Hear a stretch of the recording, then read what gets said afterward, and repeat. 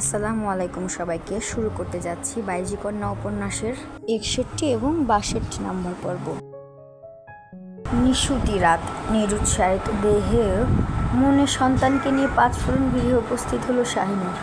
শরীরটা ভীষণ অসাড় লাগছে, ধীরে ধীরে বুকের ভিতর উত্তাপ বাড়ছে। পুরনো স্মৃতিচারণ হতেই তীব্র কষ্টে বুকটা টনটন করছে। এই গৃহে কম স্মৃতি নেই তার। জীবনের দ্বিতীয় ধাপ শুরু হয়েছিল গৃহ থেকেই। এই গৃহের আনাচে কানাচেতে কিশোরী নববধূর কিছু স্মৃতি রয়েছে, যার সূচনা করেছিল তার ডাক্তার সাহেব। তার উপস্থিতি টের পেতে হঠাৎ পাঁচফোড়ন গৃহে ক্রন্দনধ্বনি বেজে উঠল। শাহিনুরের কোলে ফুটফুটে বাচ্চাকে দেখে গৃহের সকলেই ছুটে এলো। অরুণা এসে শাহিনুর থেকে বাচ্চাটা নিজের কোলে নিল, অজস্র চুমুতে ভরিয়ে দিল নাতনিকে। হাত ছেড়ে সবার উদ্দেশ্যে বলল, ওরে তোরা দেখ, আমাদের প্রণয়ের মেয়ে, জমিদার বংশের প্রথম নাতনি, পাঁচ পুত্রের জননী প্রেরণা এগিয়ে এলো। এক পলক শাহিনুরকে দেখে বুকের ভিতর জ্বলে উঠল তার। নিমিষেই চোখ ফিরিয়ে নাতনিকে কোলে নিল। আদর করতে করতে অঙ্গনকে জিজ্ঞেস করো, নাম কি রেখেছে? দীর্ঘশ্বাস ছেড়ে অঙ্গন বলল, নাম রাখেনি সেজো ভাই, নাম না রাখলে নতুনভাবে নাম রাখবে না। সহসা কেঁপে উঠল প্রেরণা। শাহিনুরের দিকে অসহায় চোখে তাকিয়ে প্রশ্ন করলো, যার হাত ধরে পালিয়েছিলে আজ তাকে ছাড়াই এগিয়ে প্রবেশ করছো?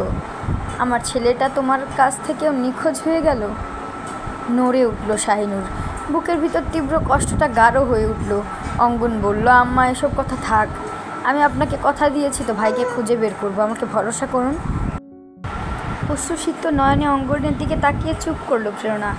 এই ছেলে যখন পুত্রবধূ আর নাতনিকে ফিরিয়ে এনেছে, তখন নিশ্চয়ই তার সেজপুত্রকেও ফিরিয়ে আনবে। তাই চাপা নিঃশ্বাস ছেড়ে শবনমকে বলল, বড় বউ খাবার বাড়ো। তারপর শাহিনুরের দিকে কড়া চোখে তাকিয়ে বলল, সেজো বউ হাত মুখ ধুয়ে খেয়ে নাও। শবনম এসে শাহিনুরের কাঁধ চেপে ধরল, বলল, তোমার ঘর দোর সব পরিষ্কার করে রাখছি। তা বোন কেমন আছো? ভাইটা হঠাৎ কোথায় গেল?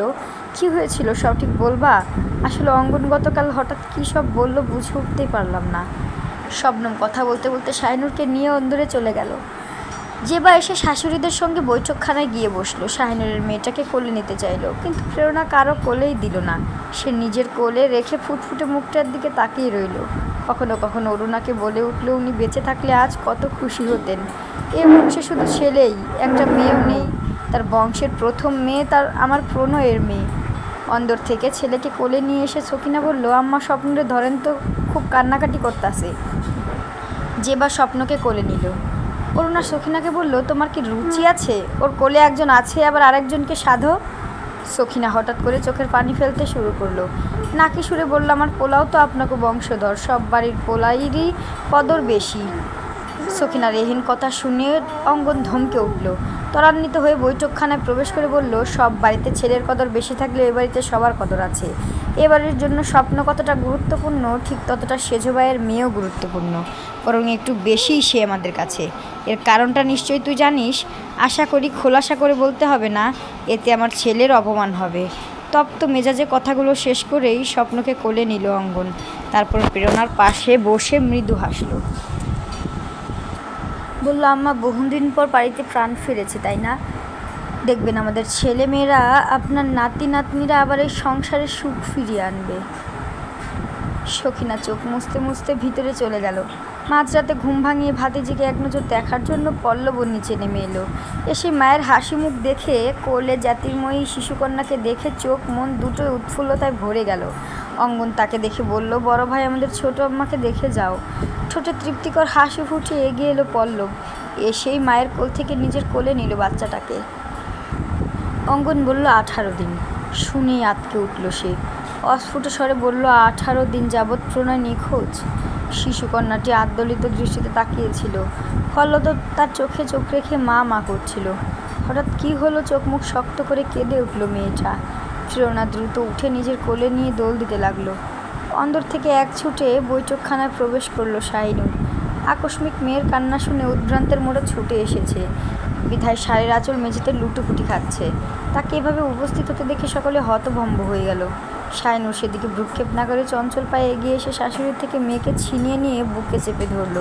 কাপা কণ্ঠে অঙ্গনকে প্রশ্ন করলো, কি হয়েছে হঠাৎ করেই? প্রেরণা শক্ত গলায় বলল, খিদে পেয়েছে, হয়তো ঘরে গিয়ে খাওয়াও মেয়েটাকে। আমরা এতটা অমানুষ না যে নিজেদের রক্তকে নিজেদের বংশধরের ক্ষতি করব। তাই যদি করতাম সখিনাকে এবারের বউ করে আনতাম না। এত ভয়ের কিছু নেই। মেয়ের কান্নার শব্দ কমে এলেও শান্ত হতে পারল না শাহিনুর, বরং শাশুড়ির শেষ বাক্য শুনে শিউরে উঠল। স্মরণ হলো তখন সখিনাও গর্ভবতী ছিল, রঙ্গনের সন্তান ছিল ওর গর্ভে। যে সন্তানের পিতৃপ্রচার পাওয়ার জন্য প্রণয়ের বিরুদ্ধে ষড়যন্ত্র করেছিল সে। তাই কাপা কণ্ঠে প্রশ্ন করল, কার সঙ্গে বিয়েছে সখীর? অঙ্গন। গটগট পায়ে শাহিনুরের সামনে থেকে চলে গেল অঙ্গন। প্রেরণা দীর্ঘশ্বাস ছেড়ে বলল, তুমি ঘরে যাও, ওকে খাইয়ে ঘুম পাড়াও। হতভম্ব শাহিনুর মাথা নাড়িয়ে পেছন ঘুরতেই পল্লবের মুখোমুখি হলো। দুজোড়া চোখ এক হতেই পল্লব দৃষ্টি সংযত করে নিল। এই রূপ সবাইকে ছাড়খাড় করে দিয়ে সে এদিকে তাকানো মানে নিজের সর্বনাশ ডেকে আনা। আপন মনে বিড়বিড় করে এসব বলতে বলতেই বৈঠকখানা ত্যাগ করল পল্লব। শাহিনুরও আঁচল টেনে মাথায় ঘোমটা দিয়ে তার কক্ষে চলে গেল। ভোর 6টায় দ্বারে তীব্র করাঘাতের শব্দ হলো। সদ্যই মেয়েকে দুগ্ধ পান করিয়ে শুয়েছে শাহিনুর। মেয়ের ঘুমন্ত নিষ্পাপ মুখের দিকে তাকিয়ে স্মরণ করছে ডাক্তার সাহেবের ঘুমন্ত মুখের মায়া ভরা দৃশ্যটিকে। যতবার মেয়ের পানে তাকায় ততবারই আপন মনে বলে উঠে, বাবার মতো হয়েছে। আজও ব্যতিক্রম ঘটেনি। কিন্তু কর্ণে দ্বারের তীব্র করাঘাতের শব্দ শুনতেই শান্ত কণ্ঠে প্রশ্ন করল, কে? ফলশ্রুতিতে শব্দ আরও বেড়ে গেল, যেন দ্বার ভেঙে ওপাশের ব্যক্তিটি ঘরে প্রবেশ করবে। হঠাৎই বুকের ভিতর ধক করে উঠল। ঠোক গিলে শুষ্ক গলা ভিজিয়ে নিল সন্তর্পণে। ক্রমান্বয়ে দ্বারে করাঘাত বাড়তে থাকলে সে নরম সুরে বলল, খুলছি। কণ্ঠে যত নম্রতা প্রকাশ করলো, চেহারায় তার চেয়ে অধিক কাঠিন্যতা ধারণ করলো। আশেপাশে তাকিয়ে কিছু খোঁজার চেষ্টা করতে বারান্দায় একটি শক্তপোক্ত লাঠি দেখতে পেল। সময় নষ্ট না করে তড়িৎ বেগে লাঠিটা নিয়ে দরজা খুলতেই মন তার বিধ্বস্ত মুখশ্রী ভেসে উঠল। সঙ্গে সঙ্গে হাতে থাকা লাঠিটা মেঝে পড়ে গেল। বিস্মিত কণ্ঠে উচ্চারিত হলো, মেঝো ভাবি? আপাদ মস্তক মন তাহাকে দেখে তার সর্বাঙ্গ শিউরে উঠল। সাদা শালি, কোলা চুল, রক্তিম দুটো চোখে কি ভয়ানক লাগছে মেয়েটাকে।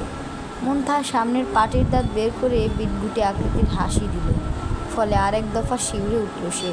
মন তাহা হাসতে হাসতে লুটোপুটি খাওয়ার মতো করে কক্ষে প্রবেশ করলো। ঘাড় উঁচিয়ে পালঙ্কের দিকে তাকিয়ে শাহিনুরকে কটাক্ষ করে বলল, এতদিন একা দুঃখী ছিলাম, আজ ধোক্কা হলাম। হৃদয় কুচকে ধীর পায়ে মুনতাহার সামনে এলো শাহিনুর। কেন জানি মুনতাহাকে ভীষণ অস্বাভাবিক লাগছে তার। তাই হাত বাড়িয়ে মুনতাহার হাত ধরে বলল, ভাবি আপনি কখন এলেন? বড়ভাবে বলল, বাবার বাড়ি গেছেন। এক ঝটকায় শাহিনুরের হাত ছাড়িয়ে দিয়ে অট্ট স্বরে হেসে উঠল সে। বলল, হ্যাঁ গেছিলাম, কিন্তু ফিরে এসেছি। কেন এসেছি বলো তো? বলতে বলতেই গিয়ে পালঙ্কে বসলো। পা দোলাতে দোলাতে দুহাত উপরে তুলে হাই তুলল। পুনরায় হেসে উঠে বলল, তোমাকে দেখতে এসেছি। স্বামীকে হারিয়ে তুমি ঠিক কতটা দুঃখে আছো তা দেখে চোখ জুড়াতে এসেছি। অবাক চোখে তাকিয়ে রইল শাহিনুর। মুনতাহার মতো শান্তশিষ্ট চাপা স্বভাবের মেয়েটার এমন পরিবর্তন হজম করতে কষ্ট হলো। 18 দিন যাবৎ প্রণয়ের গভীর ভালোবাসা যত্নের অভাবে না হয় সে কাঙ্গালি হয়ে আছে, কিন্তু মুনতাহা কেন এমন উন্মাদ হয়ে গেছে? কিসের অভাবে? একটা নরপশুর জন্য শোকে জর্জরিত হয়ে মেয়েটা নিজেকে ধ্বংস করে দিচ্ছে কেন? কোনো প্রশ্নেরই উত্তর মিলল না তার। মুনতাহা ভাবুক শাহিনুরের দিকে তাকে খিলখিল করে হেসে উঠল। বলল, আমিও বিধবা, তুমিও বিধবা, এবার আসো আমরা সই পাতাই। সহসা দু হাতে কান চেপে ধরে চিৎকার করে উঠল শাহিনুর। বলল, চুপ করুন মেজো ভাবি, অমন কথা বলবেন না। থরথর করে কাঁপতে শুরু করলো সারা দেহ। এ দৃশ্য দেখে বেশ মজা পেল মুনতাহা, তাই পা তুলে হাঁটু মুড়িয়ে আয়স করে বসলো। বলল, কেন কেন? বিধবা বানাতে ভালো লাগে, বিধবা হতে ভালো লাগে না? 1 মিনিট তুমি সাদা শাড়ি পরোনি কেন? আর সহ্য করতে পারলো না শাহিনুর। অসহনীয় কণ্ঠে বলল, বেরিয়ে যান, ঘর থেকে চলে যান আপনি। সঙ্গে সঙ্গে মুনতাহা উঠে দাঁড়ালো। শাহিনুরের সম্মুখে এসে ফিসফিস কণ্ঠে বলল, দেখ কেমন লাগে। শাহিনুর থরথর করে কাঁপতে লাগলো। বলল, আমি বিধবা নই, আমি বিধবা নই। উচ্চ স্বরে মুগ্ধা বলল, তুই বিধবা, তোর সন্তান এতিম। আমাকে নিঃস্ব করেছিস না? জামাইকে তাবিজ করে আমার জামাইকে খুন করেছিস না? ফল দেখ, তোকেও সর্বহারা করে দিলাম আমি। শাহিনুরের শরীরের রক্ত টক বগিয়ে উঠল। আচমকাই মুনতাহার গলা চেপে ধরল। শরীরের সমস্ত শক্তি দিয়ে গলা চেপে ধরে বলল, আপনি সর্বহারা করেছেন, তার মানে আপনি সব জানেন। বলুন আমার ডাক্তার সাহেব কোথায়, বলুন। চাপা কণ্ঠে মুনতাহা বলল, মরে গেছে। দ্বারের বাইরে থেকে ঝড়ের বেগে অঙ্গন এসে শাহিনুরের হাত ছাড়ানোর চেষ্টা করলো। অঙ্গনকে দেখে ছেড়েও দিল শাহিনুর।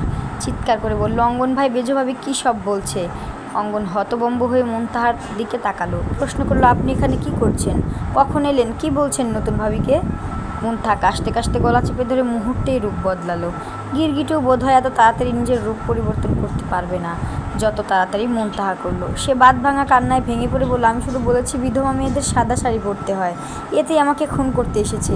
আমাকে তুমি বাঁচাও ভাই, আমাকে তুমি বাঁচাও। বলে অঙ্গনের পেছনে গিয়ে দাঁড়ালো মুনতাহা। শাইনুরের মেয়েটার ঘুম ভেঙে গেছে, কাঁদছে। শাইনুর গিয়ে মেয়ে কোলে নিল। তীব্র সন্দেহ মনে চেপে মুনতাহাকে সান্ত্বনা দিয়ে বাইরে নিয়ে গেল অঙ্গন। বলল, ভোর সকালে একা এসেছেন? হ্যাঁ, আজ থেকে আমি এখানেই থাকবো। চিন্তান্বিত হয়ে অঙ্গন বলল, মামা জানেন? মুনতাহা না সূচকে মাথা নাড়ালো। অঙ্গন দীর্ঘশ্বাস ছেড়ে বলল, ঘরে যান। চেনা গৃহটি আজ বড় অচেনা, চেনা মানুষগুলো আজ বড় অচেনা। এমনই অনুভূতিতে সিক্ত হৃদয় শাহিনুরের। আজ সবাই তাকে আপন করে নেওয়ার চেষ্টা করছে, তার সন্তানকে মাথায় তুলে রাখছে। ক্রোধের আড়ালে প্রেরণার মনও তার প্রতি নরম হয়েছে, তবুও শান্তি মেলেনি, ভরসা আসেনি, প্রশান্তির শ্বাস ছাড়েনি। পাহাড়ের সেই চূড়াতে ছোট্ট কুটিরে প্রিয় মানুষটার সঙ্গে কাটানো দিনগুলোর কথা মনে পড়তেই বুক ভার হয়। প্রতিটি রাত স্মরণ হতে নিঃশ্বাস বন্ধ হয়ে আসে। মানুষটা কত যত্ন নিয়ে ভালোবাসত তাকে। অমন ভালোবাসা পাওয়ার পর হারিয়ে ফেললে বেঁচে থাকার স্বাদও চলে যায়। স্বাদহীন জীবন বয়ে চলা বড় কঠিন। গুটি কয়েক দিন কেটে গেল। শাইনুর ফেরার পরের দিন ভোরেই মুনতাহা ফিরেছে। এতে প্রেরণা খুশি হওয়ার পাশাপাশি ভীষণ চিন্তিত, কারণ এই মুনতাহা সেই মুনতাহা না যাকে সে মেজ ছেলের বউ করে ঘরে এনেছিল। এই মুনতাহার সেই মুনতাহার মধ্যে আজ বিস্তর ফারাক। তাই শাইনুরকে গোপনে সচেতন থাকতে বলেছে, চোখে চোখে রাখতে বলেছে মেয়েকে। ফলে শাশুড়ির প্রতি কিছুটা ভরসা এসেছে তার। বাড়ির অন্যরাও ইদানিং মুনতাহাকে ভীষণ ভয় করে চলে। তার স্বভাবটাই আজকাল ভীতিকর অবস্থা তৈরি করেছে। বিকেলের সময়টা মুনতাহা পলাশের কবরের কাছে গিয়ে বসে থাকে। মাগরিবের আজান না পড়লে সে আসে না। আজ শুক্রবার, জুমার নামাজ পড়ে মসজিদ থেকে সোজা অরণ্যের গভীরে চলে গেছে অঙ্গন। প্রতি সপ্তাহে নিয়ম করে একটা দিন সে রোমানাকে দেয়। নামাজ পড়ে কবরের পাশে গিয়ে দৌড়াদৌড়ি করে তওবা পাঠ করে। সে শুনেছে আত্মহত্যাকারীদের জন্য ইস্তেগফার ও ইশালে সাওয়াব করা বৈধ। কিভাবে কয়েক ঘন্টা কেটে গেল টেরও পেল না। দু চোখের নোনা পানি কপল চুইয়ে পড়ছে। নাকের জগাট লালচে বর্ণ ধারণ করেছে। চলে যাওয়ার সময় কবর থেকে এক চিমটি মাটি নিয়ে এলো। গৃহে প্রবেশের পূর্বে খেয়াল করলো পলাশের কবরের পাশে মুনতাহা বসে আছে, কাঁদছে সে। আফসোস মিশ্রিত দীর্ঘশ্বাস ছাড়ল। পা বাড়ালো শাহিনুরের কক্ষের দিকে। মেয়েকে দুগ্ধ পান করাচ্ছিল শাহিনুর। তার পাশে বসে তার দিকে মুগ্ধ চোখে তাকিয়েছিল জেবা। তার ড্যাব ড্যাব চাহনির কবলে পড়ে অস্বস্তি হচ্ছিল ভীষণ। এবারে সবাই শুধু তার দিকে তাকিয়ে থাকে। অনেকের চোখে অদ্ভুত মুগ্ধতাও প্রকাশ পায়, অনেকে আবার হিংসায় জ্বলে পুড়ে খাক হয়ে যায়। স্বপ্নদ তখন প্রকাশ্যে বলেই ফেলল, মা হয়ে তোমার রূপ আরও খুলেছে নূর। যৌবন ছুঁই ছুঁই, তারপরও সদ্য মা হয়েছে। সবার নজর একটু বেশি পড়ছে তার দিকে। স্বপ্ন বলেছে সাবধানে থাকতে, প্রয়োজনে রাতে কাউকে নিয়ে শুতে। যদিও আগের মতো ভয় নেই। পলাশের ছায়া এবার থেকে সরে যাওয়ার পর বাহ্যিক গৃহ তালাবদ্ধ করার পর পল্লব নিজের দুই বউ ছাড়া কারো কাছে যায়নি। মনে মনে সে ভীষণ অনুতপ্তও বটে। হাজার হোক ভাইদের হারানোর শোক তারও হয়। পুরুষের ভয়ে শবনম তাকে সতর্ক করেনি, সতর্ক করেছে নারীদের ভয়েই। পাছে অনেক কথাই কানে এসেছে কদিনে, সেসব মাথায় রেখেই শাহিনুরকে সাবধান করেছে। জেবা দুনিয়া জুড়ে গল্প করা শুরু করলো, যার অর্ধেক ছিল নিজের রূপের প্রশংসা। সে গল্প প্রশংসা শুনে বিষাদিত মুখে একচিলতে হাসল শাহিনুর। হঠাৎ জেবা নিজের প্রশংসা ছেড়ে শাহিনুরের প্রশংসা শুরু করলো। বলল, তোমার শরীরের বাঁধুনি কিন্তু বেশ ভালো। শৌখিনার একপোলা হয়েই সব শেষ। লজ্জায় কুকড়ে গিয়ে আঁচল দিয়ে আরও ভালোভাবে বক্ষজ ডেকে নিল শাহিনুর। মেয়েকে শুইয়ে দিয়ে বলল, বড়ভাবে কি করছে? জেবা সে কথায় পাত্তা নিয়ে বলল, জানো মুন, কাল রাতে বড় আমাকে কী বলেছে? মুনতাহার নাম শুনতেই বৃতৃষ্ণায় বুকটা ভরে উঠল শাহিনুরের। জেবা পিট পিট করে তাকিয়ে বলেছে, প্রণয় না ফিরলে তুমি শরীরের জ্বালা মিটাতে পরকিয়া করবা। তুমি স্বার্থপর।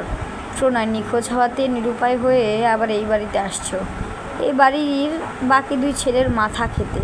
থামলো জেবা। শাহিনুরের চোয়াল জোড়া শক্ত হয়ে উঠল।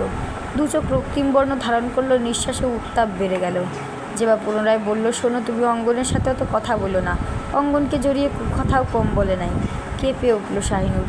দৃষ্টি জোড়া অস্বচ্ছ হতে নিয়েও হলো না। সহসা বাঁকা হেসে জেবাকে বলল, ডাক্তার সাহেব ছাড়া এই গৃহে আমার নিরাপত্তা নেই। বদনাম রটানোর সুযোগ দেব না কাউকে। আমি চলে যাব এখান থেকে। হতভম্ব হয়ে জেবা জিজ্ঞেস করলো, কোথায় যাবা? বাইজি গৃহে, আমার জন্মস্থানে। যতদিন ডাক্তার সাহেব না ফিরবে ততদিন আমি ওখানেই থাকবো আর তার অপেক্ষা করব। বলে এক মুহূর্ত অপেক্ষা করলো না শাহিনুর, মেয়েকে কোলে তুলে কক্ষ থেকে বের হলো। সম্মুখে ঠায় দাঁড়িয়ে পড়ল অঙ্গন। মাথা নিচু করে বলল, আমাকে ক্ষমা করবেন ভাবি, যে অসম্মান আপনি আজ হলেন তার শতগুণ সম্মান আপনাকে ফিরিয়ে দেব। ভয় পেয়ে গেল জেবা। রুদ্ধশ্বাস ছাড়ল শাহিনুর। বুঝলো অঙ্গন সব কথা শুনেছে, তাই বলল, অপেক্ষায় থাকলাম ভাই। তৎক্ষণাৎ অঙ্গনের মোবাইল ফোন বেজে উঠল। রিসিভ করতে ওপাশ থেকে বলল, মিস্টার অঙ্গন চৌধুরী, দ্রুত চলে আসুন, পেশেন্ট রিকভার করেছে। অবিশ্বাস করবেন না, এমন পেশেন্ট 2 সপ্তাহে রিকভার করার রেকর্ডও আছে, সেখানে তিনি 3 সপ্তাহে। আচম্বিতে অঙ্গনের ঠোঁটে হাসি ফুটল, দৃষ্টিজোড়া ভীষণ উচ্ছ্বসিত দেখালো। সম্মুখে মেয়ে কোলে দণ্ডায়মান শাহিনুর, পাশে জেবা, হৃদয় কুঁচকে আছে তার। ক্ষণকাল অতিবাহিত হতেই কিছু বলার জন্য উদ্যত হলো সে, কিন্তু পূর্বেই অঙ্গন কান থেকে ফোন নামিয়ে পকেটে রাখলো। উল্লসিত কণ্ঠে বলল, খুব বেশি অপেক্ষা করাবো না ভাবি, আমায় যেতে হবে, এক্ষুনি যেতে হবে। হন্তদন্ত হয়ে বেরিয়ে গেল অঙ্গন। কিঞ্চিত অবাক হলো শাহিনুর। ছোট্ট করে নিঃশ্বাস ফেলে পা বাড়ালো শাশুড়ি মায়ের কক্ষের দিকে। পেছন পেছন জেবাও গেল। মুখ ভার করে বলল, আমি তোমায় এসব বলেছি বইল না, আম্মা আমারে আস্ত রাখবো না। শান্ত কণ্ঠে শাহিনুর জবাব দিল, বলবো না। জেবা তবুও মন খারাপ করে রইল। মনে মনে নিজেকে ভীষণ অপরাধী লাগছে তার। গুমট অনুভূতিতে সিক্ত হৃদয়। সত্যি কি বাইজি গৃহে ফিরে যাবে নতুন বউ? নাতি স্বপ্নকে কোলে নিয়ে বসেছিল প্রেরণা। দ্বারের বাইরে শাহিনুরের কণ্ঠ পেতে চমকে উঠল, আম্মা ভেতরে আসবো? স্বপ্নকে সকিনার কোলে দিয়ে নড়ে চলে বসলো প্রেরণা। বলল, আসো আসো, দাও দেখি আমার বুকুকে আমার কোলে দাও। ঈর্ষান্বিত সকিনা ছেলেকে কোলে নিয়ে গটগট পায়ে কক্ষ থেকে চলে গেল। শাহিনুর শান্ত চোখে তাকিয়ে কেবল তার মুখভঙ্গি দেখল। চাপা নিঃশ্বাস ত্যাগ করে ধীর পায়ে এগিয়ে এলো। শাশুড়ির কোলে দিল মেয়েকে। প্রেরণা জেবার দিকে তাকিয়ে দুজনকেই বসতে বলল, কিন্তু কেউই বসলো না। প্রেরণা সেদিকে খেয়াল না দিয়ে নাতনির সঙ্গে আহ্লাদ শুরু করলো। ক্ষণকাল পেলোতেই তার দৃষ্টি ঝাপসা হয়ে উঠল। হঠাৎ কম্পিত কণ্ঠে বলে উঠল, হে আল্লাহ, আমার বুকের ধন তুমি ফিরিয়ে দাও, এই নিষ্পাপ শিশুকে তুমি এতিম করো না। বউ নামাজ কালাম পড়ল, আল্লাহ ঠিক রহমত করব। শাহিনুর নিশ্চুপ রইল। প্রেরণা চোখ তুলে তাকালো। সেজো ছেলের বউয়ের মুখভঙ্গি বোঝার চেষ্টা করে শুধালো, কিছু বলবা মনে হয়? সদ্বিদ ফিরে পেল শাহিনুর। নির্লিপ্ত দৃষ্টিতে শাশুড়ির দিকে তাকিয়ে শান্ত অথচ দৃঢ় কণ্ঠে বলল, আমি বাইজি গৃহে যেতে চাই আম্মা, এখানে আমার হাঁসফাঁস লাগছে। নিমেষেই চোয়াল শক্ত হয়ে উঠল প্রেরণার। নাতনিকে জেবার কোলে দিয়ে শক্ত কণ্ঠে বলল, সেটা এখন পরিত্যক্ত গৃহ, তালাবদ্ধ করে রাখা হয়েছে। যেদিন ওই গৃহে আমার ছেলের লাশ পাওয়া গেছে তার 2 দিন পরেই তালাবদ্ধ করে দেয়া হয়েছে। সেখানে গিয়ে তুমি কি করবে? ওই অভিশপ্ত গৃহ আমার সব শেষ করে দিয়েছে। আপনার ছেলের জন্য অপেক্ষা করব, তাই এখানেও করা যাবে। আমি সেখানেই তার জন্য অপেক্ষা করতে চাই। প্রেরণা কঠিন কিছু বলতে গিয়ে সহসা থেমে গেল। মনে পড়ল চিঠিতে লেখা প্রণয়ের সেই কথা, জীবদ্দশায় আমার যদি কিছু হয় আমার স্ত্রী সন্তানকে সুরক্ষা দেবেন, পাশে থাকবেন। বুকটা হু হু করে উঠল, চোখ বেয়ে অশ্রু ঝরতে শুরু করলো। এক অসহায় মায়ের প্রতিচ্ছবি সচক্ষে দেখতে পেয়ে নরম হলো শাহিনুর। আজ সেও একজন মা। প্রসব যন্ত্রণার কথা স্মরণ করলেই সন্তানের কদর বোঝা যায়। সে কেবল একটি সন্তান জন্ম দিয়েছে, অথচ প্রেরণা 5 জনকে। ঠিক 5 বার একই যন্ত্রণা হয়েছে তার। মা হয়ে আরেক মায়ের ব্যথা আজ সূক্ষ্মভাবে টের পেল। কিছুটা নরম গলায় বলল, আপনি আজও ঘৃণা করেন আমার আম্মার মতো বাইজিদের? আজও আপনি বা আপনার পুত্রবধূরা সে গৃহে গেলে ঘৃণা হয়? এত কিছুর পরও চোখ খুলেনি আপনার? একদম মায়ের মতো হয়েছ। আজকের শাহিনুর শুধু বাইজি শারমিনের আদর্শ মেনে চলছে না আম্মা, এই শাহিনুর কিন্তু আপনার ছেলের আদর্শ মেনেও চলে, কথা বলে। অকপটে জবাব শুনে থমকানো কণ্ঠে প্রেরণা বলল, একা একা থাকা যাবে না, সঙ্গে 2 জন ভৃত্যকে নিয়ে যাও। ও গৃহের আকৃতি দেখে ভয় পেও না। সেদিনের পর ও গৃহে কেউ প্রবেশ করেনি। স্বস্তির শ্বাস ফেলল শাহিনুর। প্রেরণা আলমারির দিকে এগিয়ে গেল। গয়নার বাক্স থেকে একটি সোনার চেন, কানের দুল, একজোড়া চিকন সোনার চুড়ি বের করে বলল, এগুলো তোমারই গয়না, বিয়ের সময় উপহার পেয়েছো, এগুলো পরে যাও, রাতের খাবারও দিয়ে আসা হবে। পল্লব গেছে ভাতিজির জন্য জামা কাপড় কিনতে, কাউকে দিয়ে পাঠিয়ে দেব। নির্লিপ্ত কণ্ঠে শাহিনুর বলল, আমার আসল অলংকারই হারিয়ে গেছে, এসব দিয়ে কি করব? করুণ চোখে তাকালো প্রেরণা। রুদ্ধশ্বাস ছেড়ে বলল, চুড়ি দুটো পরে যাও, এ নিয়ে আর কথা বাড়ালে বিরক্ত হব। কথা শুনল শাহিনুর। এর মধ্যেই বাড়ির সকলের কানে পৌঁছে গেল শাহিনুর পরিত্যক্ত বাইজি গৃহে যাচ্ছে। কেউ অবাক হলো, বিস্ময় নিয়ে তাকিয়ে রইল, কেউ ভয়ে শিউরে উঠল। প্রেরণা দুজন ভৃত্যকে তার সঙ্গে যেতে বললে তারা কেউ রাজি হলো না। কী সব ভুতুরে কাহিনী শুনিয়ে ভয়ে সিটিয়ে গেল। বিরক্ত হয়ে অরুণা সখিনাকে বলল, আজ তুই যা, রাত কাটিয়ে সকালে আসিস, তোর তো ওখান থেকে অভ্যাস আছে। চোখ মুখে বিরক্তি প্রকাশ করে সখিনা উত্তর দিল, না গো না, আমার পোলার শরীরটা এমনিই ভালো না, আপনাদের পোলায় জানলেও রাগ করব। ভাবটি এমন যেন রঙ্গন তার ব্যাপারে ভীষণ যত্নশীল। শাইনুর তাচ্ছিল্য হেসে বলল, কাউকেই যেতে হবে না বড় মা, আমি একাই যেতে পারবো। যেখানে জন্মেছি, যেখানে বড় হয়েছি, সেখানে যেতে কোনো ভয় বা লজ্জা কোনোটাই আমি পাই না। আমি আমার শেকড় ভুলে যাইনি। সখিনা হঠাৎ ঠাস করে বলল, তুই কি কথাটা আমারও শুনাইলি? সঙ্গে সঙ্গে শাহিনুর প্রত্যুত্তর করল, তুই নয় আপনি বল। মনে রাখিস, তোর ছেলেকে যে পিতৃপরিচয় দিয়েছে তার বড় ভাবি আমি। থোতা মুখ ভোতা হয়ে গেল সখিনার। সকলের দিকে তাকালো সে। কেউ যদি তার হয়ে একটি কথা বলতো বড় শান্তি পেত, কিন্তু তার মনে অশান্তির আগুন জ্বালিয়ে কেউ তার পক্ষে একটি কথাও বলল না। চোখ মুখে বিরক্তি ফুটিয়ে অরুণা শবনমকে আদেশ করলো সে যেন শাহিনুরের সঙ্গে বাইজি গৃহে যায়। বাচ্চাটার কিছু কাপড় চোপড় যেন নিয়ে যায়, রাতের খাবারটাও পাঠিয়ে দেয়া হবে। সকলের আগে যেন শাহিনুরকে ছেড়ে না আসে। কোনো সমস্যা হলে খবর পাঠানোর জন্য ভৃত্য ইকবালকেও পাঠালো। আজ থেকে পরিত্যক্ত বাইজি গৃহের নতুন দৈবারিক হিসেবে নিযুক্ত করা হলো ইকবালকে। সদর দরজায় দাঁড়িয়ে কাঁদছে জেবা। অতিরিক্ত সহজ সরল মেয়েদের এই এক সমস্যা, ছোট ছোট বিষয়ে তারা খুব কষ্ট পায়। তাদের হৃদয়ে পরিবারের সকল সদস্যের প্রতি ভীষণ মায়া থাকে। প্রেরণা বিরক্ত হলো খুব।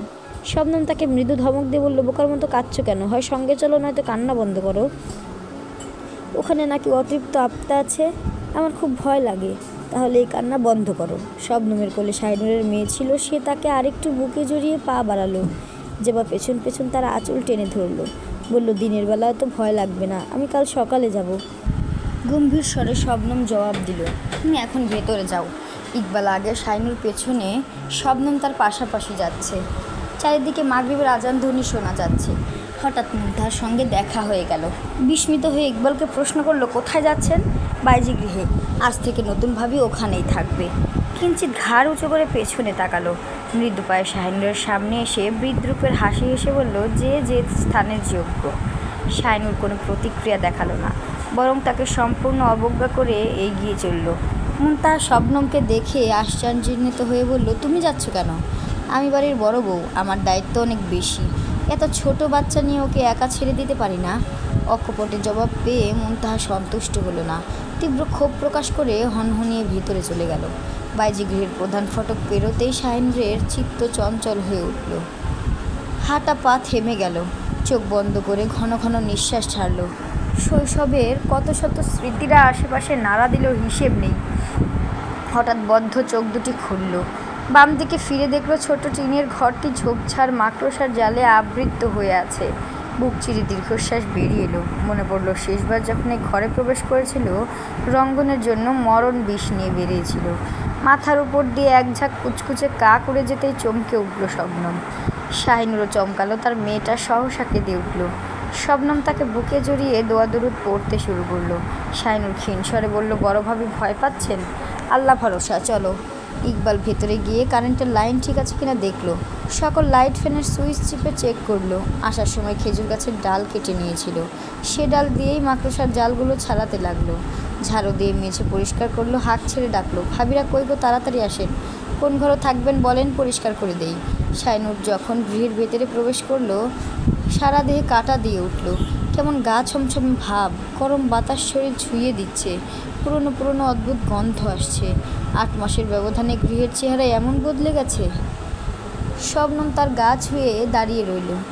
শাহিনুর রুদ্ধ কণ্ঠে ইকবালকে বলল, ডান দিকের যে কোনো একটি ঘর পরিষ্কার করুন।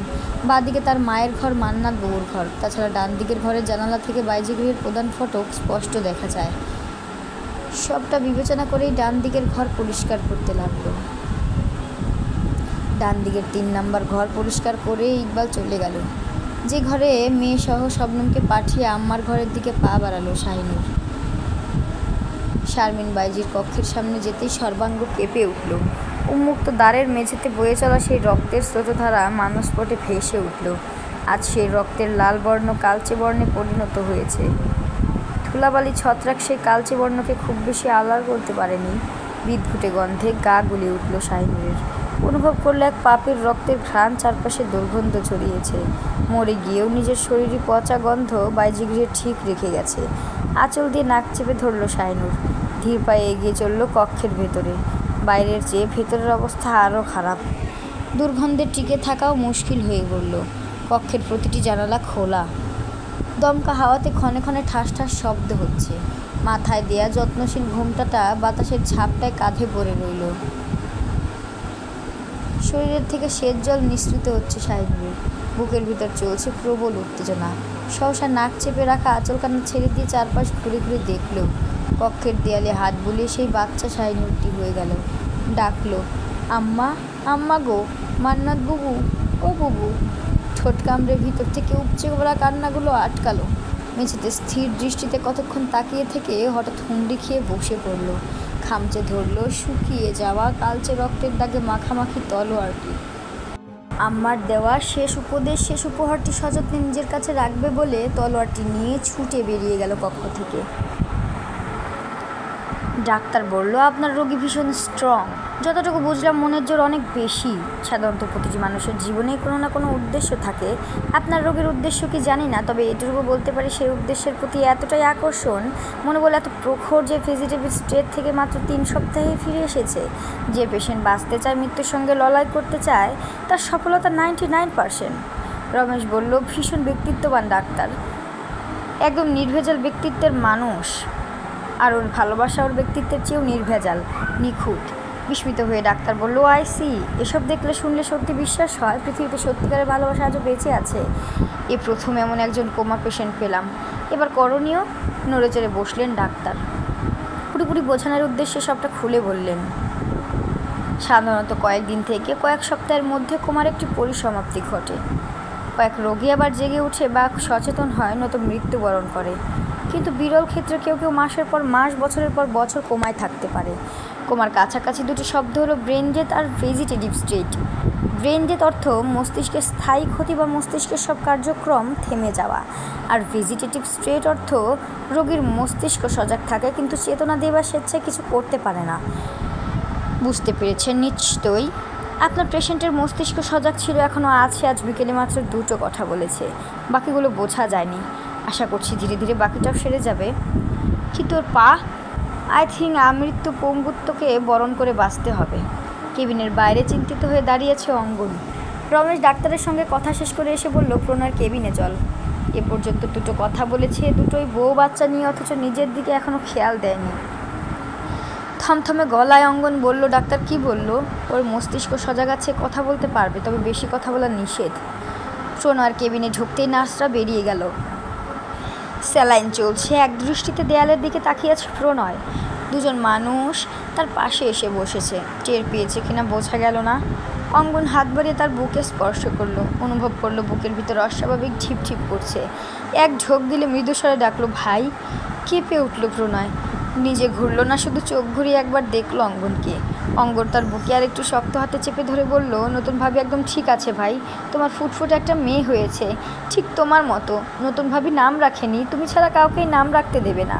কথাগুলো বলতে বলতে ফুপিয়ে উঠল অঙ্গন। রমেশের কাঁধ চেপে ধরলো, চাপা গলায় বলল, কি করছো তুমি? এমন করলে ও ভেঙে পড়বে। অঙ্গন শান্ত হলো। খেয়াল করলো প্রণয় ঘন ঘন নিঃশ্বাস ছাড়ছে, বারবার নিজের শরীরের দিকে তাকাচ্ছে, কিছু একটা খোঁজার চেষ্টা করছে, হয়তো ওঠার চেষ্টা করছে। কোমরে ভর দিয়ে গিয়ে বিস্মিত হয়ে নিচের অংশের সাদা ব্যান্ডেজগুলোকে দেখছে। হঠাৎ চোখ বন্ধ করে চিৎকার করে উঠল, আমার পা। বাইজিগৃহে 3 মাস কেটে গেল। সারা রাত বিছানায় শটফট করে শাহিনুর। নিদ্রাহীন রাতগুলো বড় যন্ত্রণায় ডুবিয়ে রাখে তাকে। প্রতি মাঝরাতে শবনম এক ঘুম দিয়ে উঠে পাশ ফিরে তাকাতেই দেখতে পায় শাহিনুর বিছানায় এক কোণায় জানালায় ঘেঁষে বসে আছে। তার চুলের লম্বা বিনুনাটা সন্তর্পণে পড়ে আছে বিছানায়। পৃষ্ঠদেশে চোখ পড়তেই বুঝতে পারে মেয়েটার নিঃশ্বাসে প্রবল আন্দোলন হচ্ছে। এটুকুন মেয়ে জীবনে আর কত যুদ্ধ করবে, ভাবতেই দীর্ঘশ্বাস বেরোয়। স্বামী সোহাগী বউরা স্বামী ছাড়া দুনিয়াতে টিকতে পারে না। শাহিনুরও পারছে না। এত দহনেও এক টুকরো সুখের আশায় পথ চেয়ে বসে আছে। স্মৃতির পাতায় বারবার ভেসে উঠে প্রণয়ের ভালোবাসার ছোঁয়া, প্রেমময় কাব্যগুলো। মানুষটা সর্বস্ব দিয়ে তাকে ভালোবেসেছে। এই বাইজিগৃহের বাইজিরা শুধু পুরুষ চিনত, কিন্তু সে পুরুষের পাশাপাশি একজন প্রেমিক পুরুষ, আদর্শ স্বামীকেও চিনেছে। এই গৃহের আনাচে কানাচে অসংখ্য নারীদের চিৎকার মিশে আছে। শুনেছিল বাইজি পুবুরা পুরুষের স্পর্শে চিৎকার করত, ক্লেশ মিশ্রিত চিৎকার করত। কত ভয় ছিল তার এই পুরুষদের নিয়ে। অবুঝ মনে শুধু জাগত পুরুষ মানে মন্দ লোক, অথচ আসছে জানে পুরুষ মানেও আসত এক ভালোবাসা। তবে সব পুরুষ এক নয়, সব পুরুষ তো আর তার প্রেমিক পুরুষটির মতো নয়। পুরুষে তফাৎ অনেক।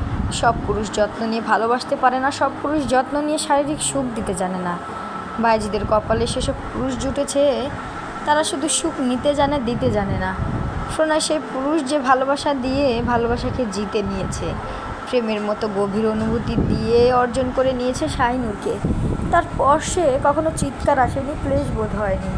যে স্পর্শে যত্ন থাকে সে স্পর্শের প্রতি নারীরও যত্নশীল হয়। শাহিনুরও হয়েছিল, তাই তো তাদের যত্নের ফল হিসেবে দুনিয়াতে তাদের সন্তান এসেছে। মেয়ের বয়স 4 মাস চলছে। মায়ের মতো ধবধবে ফর্সা হলেও মুখের গড়ন বাবার মতোই মনে হচ্ছে। ছোট্ট দেহখানি আগের তুলনায় একটু বেড়েছে, হাত পা প্রচণ্ড নাড়ায়। অরুণা বলেছে এই মেয়ে ভীষণ দুষ্টু হবে, শবনম বলেছে ভীষণ বুদ্ধিমতী হবে, জেবা বলেছে মায়ের চেয়েও বেশি রূপবতী হবে। মুখ দিয়ে অবিরত শিশুসুলভ শব্দ করে বলে। সেদিন প্রেরণা এসে বলল, প্রণয় 6 মাস বয়স থেকে বু বু করেছে। 8 মাসে আম্মা ডেকেছে আম বলে, আর আব্বাকে ডেকেছে স্পষ্ট বাব্বা বলে। আর ধারণা প্রণয়ের মতোই তাড়াতাড়ি ডাকবে তার নাতনি, আর প্রথম তাকেই ডাকবে বু বু করে। শাশুড়ির কথা শুনে আশ্চর্য হয়ে হেসে ফেলেছিল শাহিনুর। অদ্ভুত এক সুখ লাগছিল তার। সেদিনের পর থেকেই নামাজ পড়ে সৃষ্টিকর্তার কাছে প্রার্থনা করছে মেয়ের মুখে প্রথম বাবা ডাক যেন মেয়ের বাবার শোনার ভাগ্য হয়। এরপরের দিন বিকেলবেলা শাহিনুরের মেয়েকে নিয়ে শবনম 5 ফোড়ন গৃহে গেছে। শাহিনুর অবসর সময় পেয়ে জানালার কাছে বসে আছে। উদাসীনতায় আচ্ছন্ন মন নির্বিকার দৃষ্টিতে তাকিয়ে আছে প্রধান ফটকের পথটাতে। এই পথে মনে প্রাণে যার অপেক্ষায় তাকিয়ে থাকে, সে না এলেও তার কন্যাটি ঠিক আসবে। ভাগ্যিস মেয়েটা ছিল, নয়তো কবেই পাগল হয়ে রাস্তায় বেরিয়ে পড়তো। তার ডাক্তার সাহেবের ভালোবাসার একটা অংশ তো রয়েছে, নয়তো বেঁচে থাকা সম্ভব হতো না। চাতক পাখিটির মতো তাকিয়েছিল সে। হঠাৎ ইকবালের কাছে একজন অপরিচিত ছেলে একটি খাম নিয়ে ঠোঁট নাড়িয়ে কি যেন বলে চোখের নিমেষে চলে গেল। শাহিনুরও সত্তর গতিতে পালঙ্ক ছেড়ে ছুটে গেল। হাঁপাতে হাঁপাতে ইকবালের সম্মুখে দাঁড়িয়ে বলল, আমার চিঠি। হতবম্ব হয়ে শাহিনুরকে আপাদমস্তক দেখে খামটা এগিয়ে দিল ইকবাল। শাহিনুর খপ করে খামটা নিয়ে ফিরে গেল। কক্ষে গিয়ে দ্বার রুদ্ধ করে দিল। বুকের ভিতরে যন্ত্রণাটা কাঁপছে ভীষণ, হাত পা অসাড় লাগছে। ধীরে ধীরে শরীরের কাপড় বাড়ল। হাড় কাঁপানো শীতে যেমন কাঁপতে কাঁপতে দাঁতে দাঁত লাগে, তেমনিভাবে দাঁতে দাঁত লাগতে শুরু করলো। সাদা কাগজের ভাঁজটা খুলতেই যখন অক্ষরযোগে শব্দ বুননে কাঙ্ক্ষিত মানুষটিকে খুঁজে পেল, হঠাৎ হাউমাউ করে কেঁদে উঠল। পরক্ষণে উদ্ভ্রান্তের মোটা চোখ মুখ মুছে তীক্ষ্ণ নজরের রেখাগুলো দেখল। পরিবর্তন খুঁজেও পেল, আগের মতো সুন্দর সাবলীল লেখা নেই। কিছু একটা আঁচ করতেই মনে ভয় সৃষ্টি হলো। কাগজটা বুকে চেপে ধরে নিঃশ্বাসের অস্থিরতা কমালো। পুনরায় আবার দৃষ্টি বোলালো লেখাগুলোতে। খুঁটিয়ে খুঁটিয়ে সবগুলো লাইনও পড়ল। প্রিয় সুখের আম্মু, আমার আকাশে চাঁদ উঠে কিন্তু জ্যাতি নেই। থাকবে কি করে, আমার চাঁদ যে মেঘের আড়ালে ঢাকা পড়ে আছে। আমার চন্দ্রকান্তা আমাকে সুখে নিয়েও সুখী হতে পারেনি। আমাদের আকাশে মেঘেদের রাজ্যের সময়টা খুবই অল্প। আমার চাঁদে মেঘ কাটবে, নিশ্চয়ই কাটবে। আমার চন্দ্রকান্তাও সুখী হবে, ঠিক যেভাবে আমায় সুখী করেছে সেভাবেই। মেয়ের নাম রেখেছি সায়রা জাহান প্রীতি, প্রণয় কন্যা প্রীতি। এ নামের বিশ্লেষণ হচ্ছে সে আমাদের সন্তুষ্টি, তৃপ্তি, প্রেম, ভালোবাসা, বন্ধুত্ব, সর্বোপরি সে আমাদের সুখ। ইতি তোমার প্রিয় সুখের আব্বু।